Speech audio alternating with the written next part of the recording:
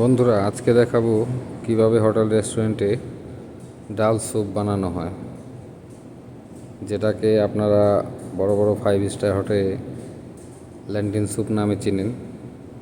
তো এটা আসলেই সাধারণ একটি ডাল স্যুপ। তো চলুন আজকে আমি আপনাদের দেখিয়ে দিই। তো যেহেতু ডাল স্যুপ, তো আমাদের ডাল লাগবে, ধনিয়া পাতা লাগবে, সেই সাথে টমেটো লাগবে, আলু লাগবে এবং আদা রসুন বাটা লাগবে। এখানে লবণ এবং কিছু মশলা আছে, তা আমি পরে বলে দেব। এবং পেঁয়াজ কুচি অবশ্যই লাগবে। তো আমি তেল নিয়ে নিলাম, এর মধ্যে পেঁয়াজ কুচি দিয়ে এটাকে হালকা ভেজে নেব। হালকা ভেজে নেওয়ার পরে আমি এর মধ্যে দিয়ে দিলাম টমেটো। এরপর এর মধ্যে দিয়ে দিব আমি আলুটাকেও একটু আমি ভেজে নেব হালকা, কারণ আলুর মধ্যে একটা স্মেল থাকে, ঘ্রাণ থাকে। তো এরপর আমি দিয়ে দিলাম আদা রসুন বাটা। তো আপনারা হয়তো বলতে পারেন যে আমি এগুলো ভাজলাম না কেন, ব্রাউন করলাম না। ব্রাউন করার প্রয়োজন নেই। তো এরপর আমি লবণ এবং মশলা দিয়ে একটু কষিয়ে নিয়ে দিয়ে দিলাম আমি মুসুর ডাল স্যুপ বানানোর জন্য অবশ্যই মুসুর ডাল লাগবে। তো এটাকেও আমি হালকা কষিয়ে নেব।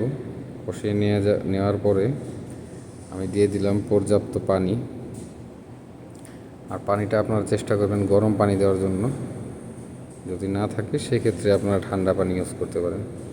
তো আমার এটা বয়েল হয়ে যাওয়ার পরে আমি এটাকে ব্লাইন্ডার করে নিচ্ছি মেশিনের সাহায্যে। আপনারা চাইলে আপনাদের বাসায় যে ব্লাইন্ডার আছে সেটা দিয়েও ব্লাইন্ড করে নিতে পারবেন।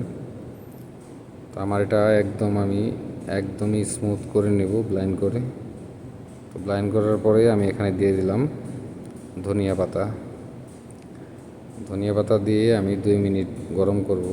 তো আমরা হোটেলে বা রেস্টুরেন্টে যেভাবে সার্ভ করি, সেক্ষেত্রে আমি একটা রুটি কেটে নিলাম, এর ভেতরটা আমি ফাঁকা করে নেব।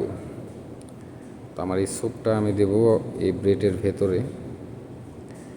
তো দেখুন, আমি ব্রেডের মধ্যে স্যুপটা ঢেলে নিলাম। এই হলো আমাদের সেই ল্যান্টিন স্যুপ। ভিডিওটা কেমন লাগলো অবশ্যই জানাবেন। লাইক, কমেন্ট, শেয়ার করে পাশে থাকবেন। আর ফুলের ভালোবাসা পেতে আমার প্রোফাইলের পিন পোস্টের লেখাগুলো ভালো মতো পড়ুন এবং প্রত্যেকটি ভিডিও থেকে ফুলের ভালোবাসা নিয়ে যান। ধন্যবাদ সবাইকে। ভালো থাকবেন, সুস্থ থাকবেন।